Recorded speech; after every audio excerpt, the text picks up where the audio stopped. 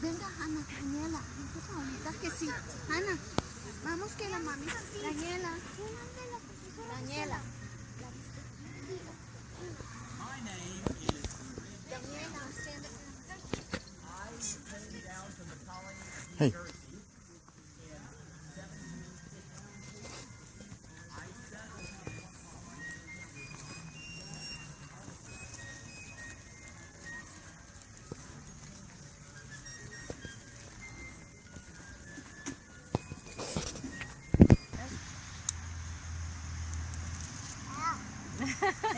You gonna squeeze it in?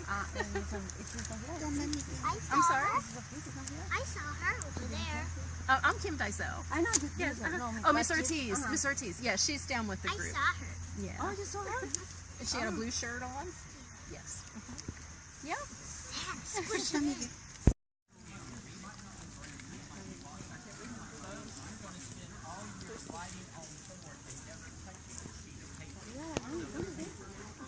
Los de color naranja es del grupo.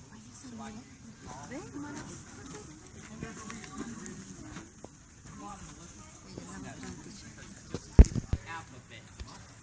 Do they look like they would have been difficult to write? Yes, indeed. Especially when you had to write them the way I'm going to teach you to write.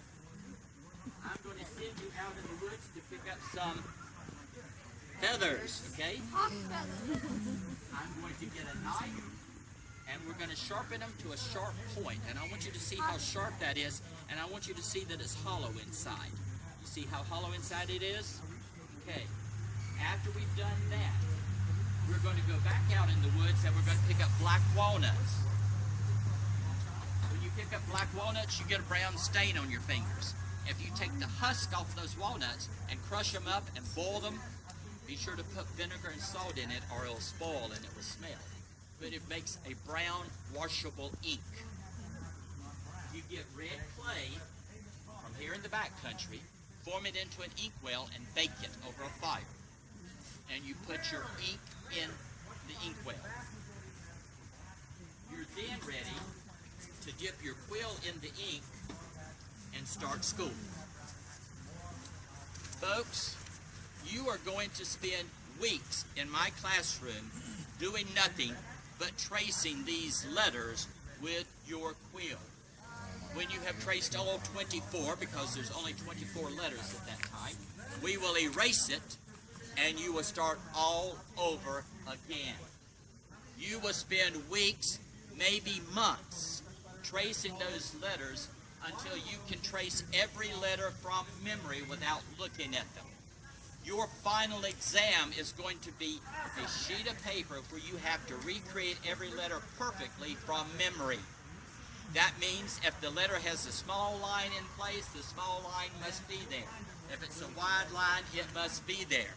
And trying it with this, that's not an easy task. But you will know how to write your alphabet when you graduate from my school. Now, I'm also going to teach you how to read with this book. There were no bookstores. There's only trees and in front of your face. There's a lot of good about this book. And the other part of it is, if you dare break one of my rules, all I have to do is take it off from around your neck, apply it to the seat of the problem, and I've got that taken care of too. If you'd like to order some horn books, I can do it. Okay. I'm also going to use a field glass just like this. And we'll go out and we will look, and I can see the sign way on the other side of that field over there through this field glass. So we'll do basic geography, like the lay of the land and what's right around us with a field glass. I always wanted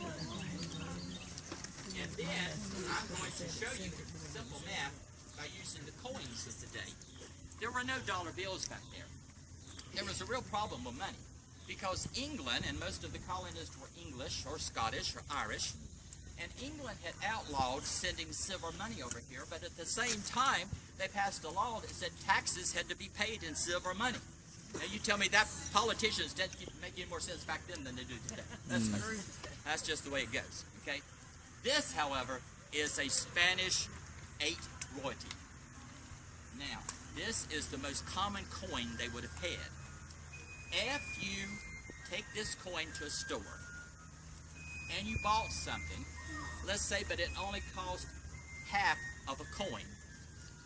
They didn't have any change, so what they would do is they'd take a blade and they would cut it in two and they would give you one half back.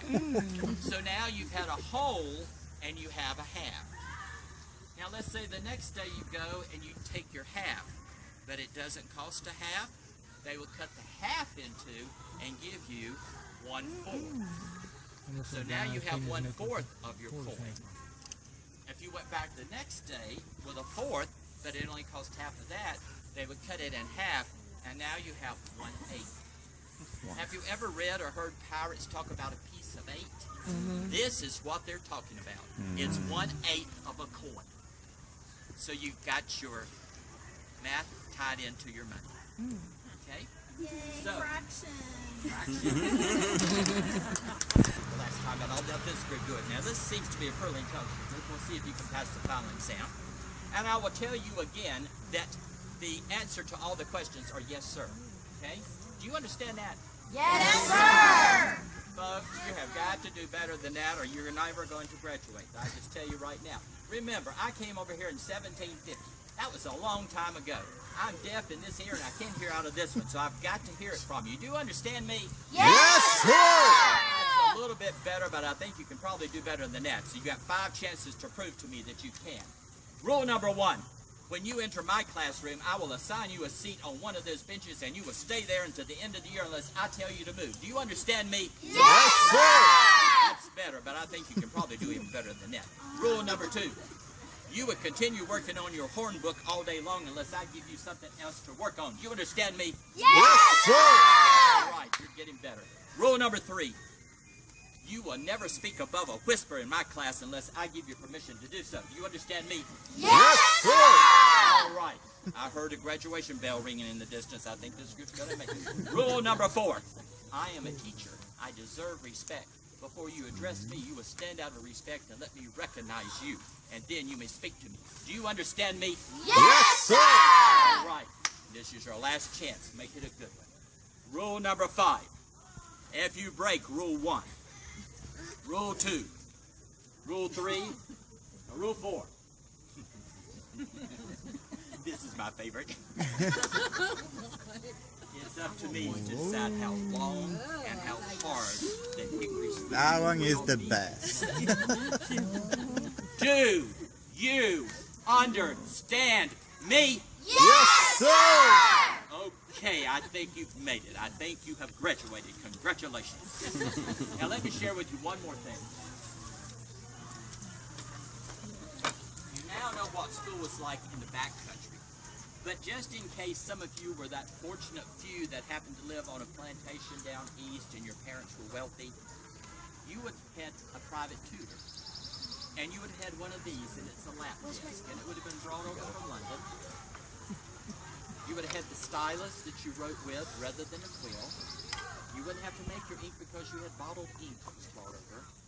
And you would not have written on the horn, you would have written on linen paper. And I've already told you that they threw away their scraps and let it decay, and then they made linen paper by covering the screen and baking it into stuff. And then when you had a full paper full of wet ink, you put sand on top and it dried the wet ink. And then you were able to send it or mail it, whatever you wanted to do. But keep in mind, this was only for the wealthy. Very few people had it. Right? Now, that's what education was like back in the 1700s. Are there any questions? Yes, ma'am. What were the ages of most students? I can't tell you because that's not a real good question because there were no laws about education. No one had to go to school. It's just whoever wanted to go went. So I can't tell you. There's no records to answer that question. That's an impossible question to answer. Okay? Because there are no laws. If the parents wanted the children to come, they just came. So I really can't tell you an average age because there was just no laws to do it and there's no way to tell. Okay? Why children can't come when they want to learn or not learn? Well, the children could come if their parents would allow them. That's the way it works. Okay? Any other questions? Yes. Did most families have that? some, but of the instruments, and it didn't look like this, but it had been a crude dulcimer, and some of them are called the strumming stick. It was literally just a stick with 4 strings that they would strum. But it's a forerunner of today's dulcimer. But it was an instrument that they could make out in the woods and use. Any other questions? It was the, I knew somebody's going to J, no. Yeah, the letter J. Yep. Y. Okay. The letter J came out from 1500, I guess. Yeah. Yeah. They just weren't there at that time. They didn't have any. Letters, alphabets develop just like everything else. Right. And we keep adding letters. Right. Yeah. But it's been 26 now for so long, everybody assumes there's always 26. Right. Yeah, of course. Hey, Abby, how are you? Good. Did you have a question?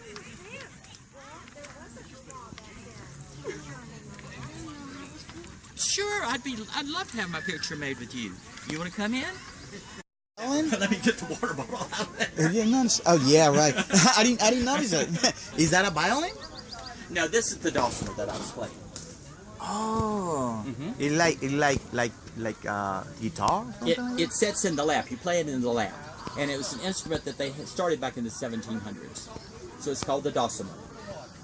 You weren't here when I played it? No, No. I'll let you hear it played. Good. Hold on. Let me record it. Okay. Thanks a lot. Sure. Let me. Tell me when you're ready. Yeah. Okay?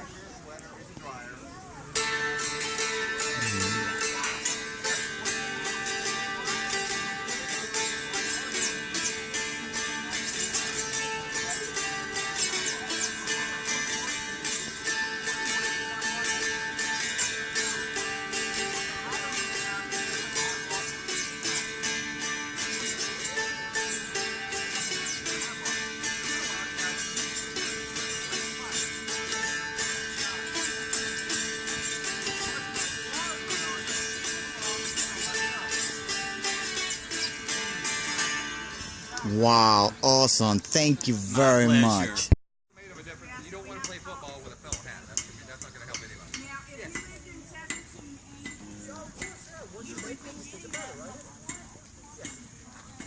And you would be coming down to a big party breakfast. And what would you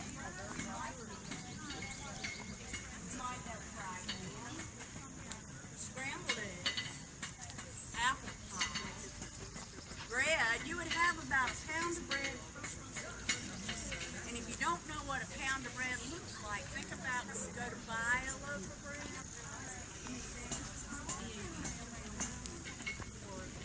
Yeah, and this one is tied up back here. Very good. I know you got it. Or fly. And add to that butter and preserves that you had helped make. Maybe some coffee, maybe some milk. You needed all this to eat because when your parents went outside to milk the cow, muck the stalls, plant the garden, harvest the garden, feeding the garden, make fire. George Washington and Thomas Jefferson. Those are my 3 biggest answers. Well, here recently I've been getting a lot of Alexander Hamilton. I have no idea why. But what do you use those for? When you guys think of the 18th century, when you think of people who lived in the 18th century, the hat that you usually think of is very, very similar to this, correct? Yeah, you guys think of what's known as a cocked hat in the 18th century. Now, we think of it as a tricorn in the 21st century, but that really didn't come along to the 19th century. In the 18th century, this was a cocked hat, simply because the leaves were cocked up, the leaves being the brims. Now, in 1771, when the Battle of Alamance occurred, what did most people who fought in that battle do for a living? What did they do for a living? What's that? They were definitely trying to win the war. When they woke up in the morning, they did what for a Farmer. living? They were Farmer. farmers. Exactly. Is this hat good for a farmer? No. This is a horrible hat for a farmer. So what I brought today is I have an 18th century farmer's hat, right? Pretty typical round hat. In fact, most of the guys that you see here today will be wearing a hat very similar to this. Most of the guys that fought the Battle of Alamance probably were wearing a hat similar to this one right here. But here's the neat thing as a hatter. This very simple farmer's hat and this very expensive gentleman's cocked hat, they're both made the exact same way. Exact same way. It comes to a point in time in the process where I have to make a decision which one of these hats I'm going to make. Now, I'm sure that you guys are asking, thinking to yourself, Mr. Bob, how do you make a hat? Mr. Bob, how do you make a hat? Well, that's funny that you asked. I was getting ready to tell you. Look at there. What you want to start with is you want to start with a cape line, just like that. Let me get you guys all to say that. Cape line. Cape line. Wonderful. And cape lines are made from wool felt. And what animal does wool come from? Sheep. Exactly. When you shear a sheep, you get its fleece. And often the fleece has primarily long fibers. Those fibers are wonderful for spinning. So you can spin thread, you can spin yarn. Now, in the process of shearing the sheep, you also get little tiny fibers. Those little tiny fibers aren't too terribly great for spinning, but they're really wonderful for making felt. So I know that you guys are asking, hey, Mr. Bob, how do you make felt? Hey, Mr. Bob, how do you make I'm felt? glad you asked. So, the way you make felt, you take all those little tiny fibers, you put them on a table, not too much bigger than this one right here, and you have a bow. Not a bow like you wear in your hair, but a bow kind of like a violin or cello. You take that bow and you strung it with twang, twang, twang. And that table, because it has a roundish bottom, it begins to vibrate. And as it vibrates, all those fibers begin to mesh together. You add a little bit of heat, you add a little bit of water, and most importantly, you add a lot of friction. Just like that. How would you like that to be your job for 10 hours a day? No, huh? No. Huh? So, you take this, and you come up with a cape line, just like we decided already. I'm going to introduce the wool to a little bit of warm water. What do we know about the properties of wool? If I take warm water, and I douse the wool in it, then the wool is going to get very malleable. What does malleable mean? It means it's easily moved. It's easily to be formed, kind of like Play-Doh. But what else do we know about wool? If you put it in warm water and then you add heat to it, what does it do? It shrinks. Eventually, you guys are going to have a really nice, expensive sweater that you can accidentally put into the dryer, and then you're going to have a really nice, expensive, tiny sweater. So, what we're going to do is we're going to take the cape line, and people ask me all the time, Mr. Bob, why do you spin on your finger like that? Well, I do this because whenever I spin it right before I put it on the block, it makes a little point on the top. And that point helps me center the cape line on the hat block. And this is arguably the most important tool that a hatter has. When a hatter makes a hat, he's going to need a hat block for every different sized head that his customers have. Meaning, look around. Everybody here has a slightly different head. You've got a much smaller head than me, right? Exactly. So this one, this 22-inch hat block, just might fit you. Actually, I think you might be a little smaller than that. This was actually made for Mr. Drew, who was playing the fife over there. I don't know if you guys have met him. You'll meet him in a little while. This big, giant noggin of a hat block right here, this was made for a man with a huge head. Now, unfortunately, because I had a huge noggin, that's why I had to start learning how to make hats, because it was almost impossible for me to find hats that fit me for the 18th century, so I had to figure out how to make them on my own. So I did a little bit of research, and research into hat blocks, research into hat making, and that's why I'm here today. So I've taken this cape line, and I've spun it just a little tiny bit, just so I get a little point, drape it over the hat block. Let me drape it again so it'll get a little bit more center. Drape it over the hat block, and I'm going to begin to form that over the block. Now, I then take a piece of string right here, tie it off once I form it down the sides of the crown, like that. Wait 24 hours, and I'm going to have this. So, this is a hat formed on the hat block, tied off with a string that's been drying. Actually, it's been drying for about 2 days now. But you can begin to see the shape of the crown. You can begin to see the leaves are ready to be cut, except I've got one problem, one very, very serious problem. The reason I can't make